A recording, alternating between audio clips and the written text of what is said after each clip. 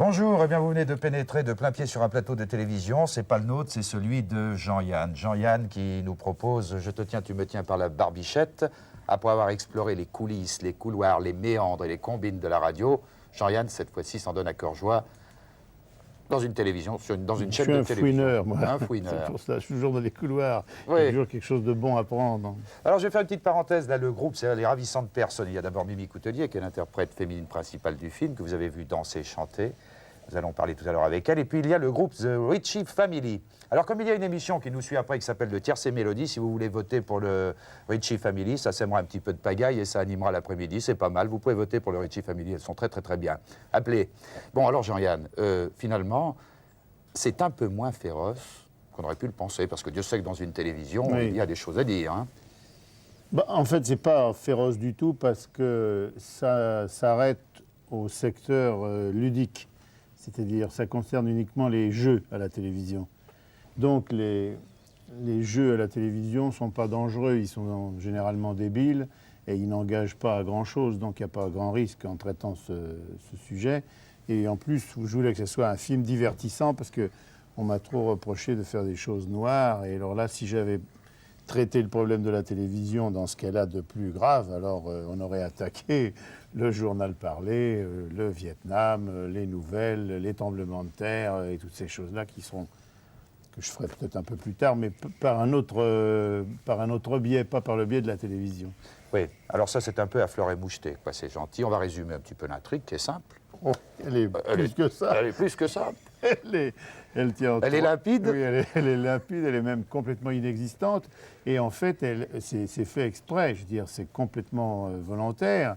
Il n'y a pas beaucoup d'histoire. En fait, dans une station de télévision, on a enlevé un animateur vedette et les ravisseurs demandent une rançon à la station.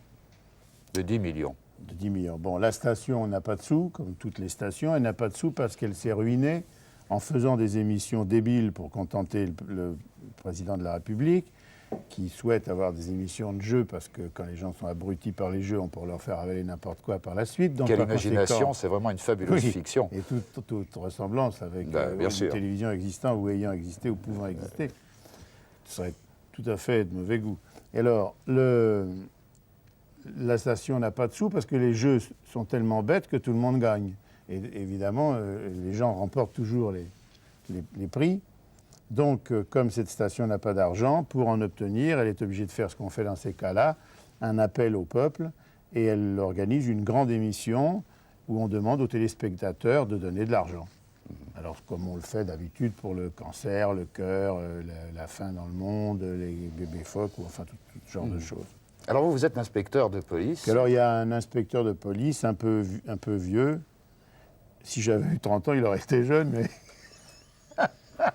comme j'en avais 45, il fallait bien que j'invente une histoire pour justifier qu'il était un peu vieux déjà pour être inspecteur. Le scénario a traîné longtemps dans les tiroirs. Le scénario, il a traîné 3-4 ans, parce qu'on avait fait avec Gérard Cyr. Oui. Et puis, au départ, c'était une histoire sérieuse. Enfin, c'était pas vraiment sérieux, mais c'était un polar.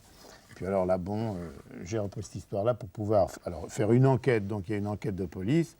Et puis, au cours de cette enquête, on découvre les milieux de la télévision. Et puis, bon, il est, comme on vient de le voir dans l'extrait, il donne sa démission parce que... Il est vraiment nul, cet inspecteur. Sachant l'amour que vous portez au métier de comédien, j'ai été très surpris de vous retrouver dans un rôle. Oui. Question budgétaire, évidemment. Oui, oui. Mais vous savez, je me dirige bien parce que moi, je gagne du temps quand je suis dans les films. J'aime pas faire l'acteur, tout le monde le sait, mais dans mes films, encore, ça va parce que je groupe à la fin.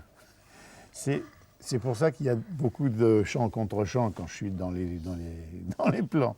Alors je tourne tout le film avec le monde, les ensembles, parce que moi j'aime bien qu'il y ait du monde, des plumes, du strass, des choses comme ça. Ah oui, d'ailleurs vous feriez un excellent réalisateur de variété. Oui, ben j'ai recyclé. Et sérieux. Puis alors, à la fin, alors je groupe en 8 jours tous les trucs que j'ai à faire moi. Il faudrait tenter la Rose d'Or de Montreux une fois, le Grand Prix des variétés. Hein, mais là, dans le final du film, par exemple, il y a un final avec beaucoup de monde, avec des grues et tout. Un final qu'une télévision ordinaire ne peut pas se payer d'ailleurs. Et j'y suis pas là-dedans, parce que... D'ailleurs, on pourrait faire chercher l'erreur un jour, Dans le début du plan, j'y suis, puis au bout de 5 minutes, j'en ai eu marre parce que ça ne tournait pas comme je voulais. Alors je suis parti du final et je suis monté sur la grue, donc je ne suis pas dans le final. Mais c'est pas grave. Vous n'avez pas composé la musique, hein, là. Non, j'ai pas fait la musique parce que tout est disco et tout Ça est. vous inspire pas, le tout disco? C'est pas que ça m'inspire pas, c'est que c'est une technique tout à fait particulière. Tout a été enregistré à New York et tout a été fait par des musiciens de disco, des musiciens noirs qui ont fait d'abord les rythmes et les bases avec Jacques Morali qui est le compositeur de la musique. Et puis après, avec une succession tout à fait bizarre et exceptionnelle de gens. C'est-à-dire que dans les disques disco, qui contrairement à ce qu'on croit ne sont pas des improvisations bidons, mais qui sont très élaborées, très orchestrées, il y a d'abord un grand travail de base sur les rythmes, sur les on peut pas, j'allais dire les tambours, mais en fait c'est presque ça, parce que c'est des types qui jouent du tam-tam ou qui jouent du tambour ou du tambourin, plus des pianos électriques. Puis après, il y a un grand travail de synthétiseurs. Et puis alors après, il y a l'orchestration, et là, par catégorie, par exemple, les violons, c'est des petits violonistes juifs qui viennent de Brooklyn exprès. C'est 6 petits violonistes juifs qui font toutes les séances disco et qui sont très habiles. Et puis les trombones, c'est d'autres gens. Puis les autres, c'est des portoricains. Et puis, alors cet amalgame fait le véritable disco de New York. Alors, interprète principale féminine, Mimi Coutelier. Bon, elle est belle. Elle était Miss France, elle était Miss Europe, c'est son biographe qui le dit. Et comme son biographe n'est pas un imbécile, puisque c'est vous, Jean-Yann, on peut le croire. Et Mimi Coutelier, vous savez danser, vous savez chanter, ce qui représente 2 défauts pour se caser dans un film français à l'heure actuelle. Oui, c'est 2 gros défauts, mais quand on fait un film, quand on a la chance de pouvoir se caser et de faire un film avec Jean-Yann, qui pour moi est le meilleur metteur en scène qui peut le mieux monter une comédie musicale, c'est une chance. Vous jouez le rôle de son adjointe dans le film. Vous êtes inspecteur de police aussi, assistante de police. Comment ça s'appelle techniquement? Je suis inspecteur de police. Ils m'ont dit d'ailleurs que je suis allée faire un stage aux États-Unis. Et c'est la raison pour laquelle j'ai appris à danser et à chanter. Parce qu'aux États-Unis, on apprend à être à l'aise dans tous les milieux. Et y compris dans les milieux de discothèques, donc on apprend à danser. Parle fort, il faut que tu parles fort. Parle fort. Non, mais ça passe Non, bien. mais elle ne veut pas parler fort. Non, mais ça Parce tient que dans bien. tout le film, je lui ai dit parle fort. Bah oui, Les gens doivent parler fort toujours. Oui. Bon, avec Dans Yann, les ça se passe hommes comment la politiques. direction? C'est souple, c'est un peu C'est anarchique, ou si difficile. c'est vraiment réglé comme ça au millimètre? Non, c'est difficile parce qu'il est extrêmement exigeant. Oui. Il improvise beaucoup? Beaucoup plus avec moi qu'avec qui que ce soit d'autre. Bien. Alors, une carrière cinématographique ou alors bifurquer vers la chanson? Les Vous deux? avez plus de possibilités? Pourquoi Oui, pas les deux? les sujets musicaux, c'est rare. Ah, mais on peut faire les deux. Je peux faire du cinéma sans chanter, sans danser. Mhm. Et puis, je peux chanter sans... Je peux chanter en dehors, il n'y a pas de problème. On peut faire des émissions de variété sans être pourtant comédienne. Donc, C'est fascinant pour vous, ce métier de comédienne? oui, ça m'amuse. Seulement Ça m'amuse. Je peux pas dire que j'ai passionné, vraiment pas le... encore passionné, Non. intrigué.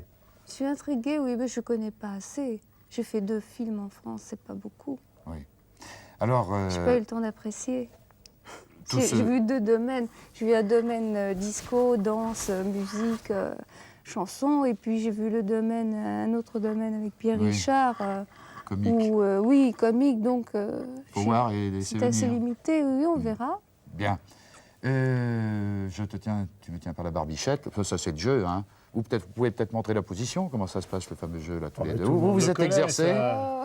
Vous êtes Tout le monde exercé le connaît. quelquefois? Oui, mais elle perd, c'est le il père. gagne tout le Je gagne temps. tout. Allez, 10 secondes, on essaye, Non, quoi. non, mais tu gagnes Allez, on tout le essaye. temps, c'est Bon, pas alors, Attention. Vous voulez qu'on vous le fasse? Oui, ah ben, vraiment, on peut pas Il ne pas faut le faire. prévenir que c'est pour ça que Tu vous devrais allez essayer avec comprendre. Brigitte, parce que je suis sûre Pas- qu'elle est plus fortiche Parce que moi. que c'est un Moi, des je jeux les ris plus trop. bêtes qui soit, ça. Alors, allons-y. Peut-être qu'on ne le connaît pas dans ces régions. Non, Alors, vous allez comprendre. Voilà, attention. Si celui-là vous paraît trop compliqué, je vous expliquerai une poule sur un mur après, et puis une puce. Mais celui-là est très bien. Alors, vas-y. Top chrono, c'est parti, on va voir. Allez, je te tiens, tu me tiens par la barbichette. Le premier qui rira aura une tapette. Ben, ça défend très bien, Mimi. Elle tient bien le coup. Oui, évidemment, mais il use de trucs, quoi, il fait bouger les narines Ben et tout. évidemment, alors, c'est terminé. alors c'est normal. Et au Merci. Poker aussi, on a des trucs. Merci Jean-Yann, merci Mimi Coutelier. Je te tiens, tu me tiens par la barbichette. Un petit tour dans les coulisses de la télévision. Et je rends la régie à Pierre Matteusi maintenant parce que je crois qu'il y a une page de publicité qui s'est glissée dans le programme. C'est tout à fait exceptionnel. Alors à vous la régie.